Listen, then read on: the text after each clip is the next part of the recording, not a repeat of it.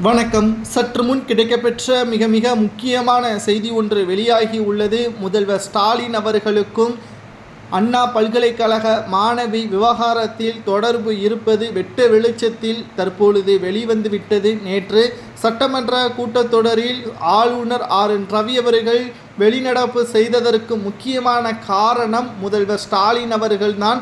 அதனைத் தொடர்ந்து ஆளுநர் அவர்களுக்கு எதிராக திமுகவும் திமுகவின் கூட்டணி கட்சிகளும் போராட்டத்தை நடத்துவதற்கான ஏற்பாடுகளை செய்துள்ளனர். நேற்று சட்டசபை கூட்டத்தொடர் முடிந்த பிறகு முதல்வர் ஸ்டாலின் தலைமையிலான 8 அமைச்சர்கள் ரகசிய மீட்டிங் ஒன்றை ஏற்பாடு செய்திருக்கிறார்கள்.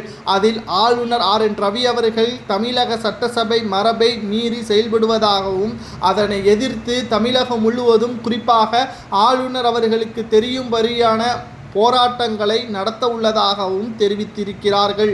இதற்கு துரைமுருகன் அவர்கள் முழுமையான மாநகராட்சிகள் மூலமாக இந்த போராட்டத்தை நடத்தினால்தான் ஆளுநர் ரவி அவர்களுக்கு தெரியும் என்றும் பேசியிருந்தார். இதற்கு முழுமையான சம்மதமும் முதல்வர் ஸ்டாலின் அவர்கள் தெரிவித்திருக்கிறார். இது மறுபக்கம் எடப்பாடி பழனிசாமி அவர்கள் யார் அந்த சார் என்ற போராட்டத்தை கடந்த 2 வாரங்களாகவும் சட்டப்பேரவையிலும் நடத்தி வந்த நிலையில் அதை மறைப்பதற்கும் அதை மூடி மறைப்பதற்கும் ஸ்டாலின் அவர்கள் இதை கையில் எடுத்திருக்கிறார்களா? நாங்கள் மக்களுக்கு விரோதமானவர்கள் கிடையாது, தமிழ் மரபை மட்டும் காப்பாற்றக்கூடியவர்கள் என்று கூறி இந்த போராட்டத்தை நடத்துவதாக தெரிய வருகிறது. தமிழ் மரபை காப்பாற்றுவதை விட தமிழக மக்களை முதலில் காப்பாற்றுங்கள், அப்போதுதான் தமிழ் மரபுகள் இருக்கும் என்றும் ஒரு சிலர் கூறி வருகிறார்கள். மேலும் குற்றவாளியை பற்றியான எந்த ஒரு தகவலையும் அறிக்கையாக வெளியிடாமல் ஸ்டாலின் அவர்கள் செயல்படுவது சரியா என்ற கேள்வியையும் இங்கு முன்வைக்கப்பட்டு வருகிறது. திராவிட முன்னேற்ற கழகத்தை பொறுத்தளவிற்கு மக்கள் விரோத ஆட்சியாகத்தான் பார்க்கிறார்கள் என்றும் எடப்பாடி பழனிசாமி அவர்கள் கூறியுள்ளார்.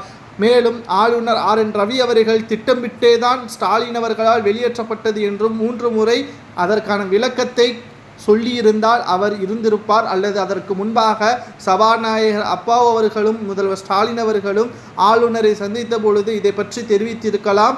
இது 1921ஆம் ஆண்டு தமிழக சட்டசபை முதலாவதாக கூடும்போது இதிலிருந்து தான் ஆரம்பமானது என்றும் 24/1 பிரிவின்படி முதலாவதாக தமிழ்தாய் வாழ்த்து, அடுத்ததாக ஆளுநர் உரை, அதற்கடுத்ததாக இறுதியில் தேசிய கீதம் என்று முறைப்படிதான் தமிழக சபை நடத்தி வருவதாக தெரிவித்திருந்தால் இந்த பிரச்சனை வந்திருக்காது என்றும் ஒரு சிலர் கூறி வருகிறார்கள்.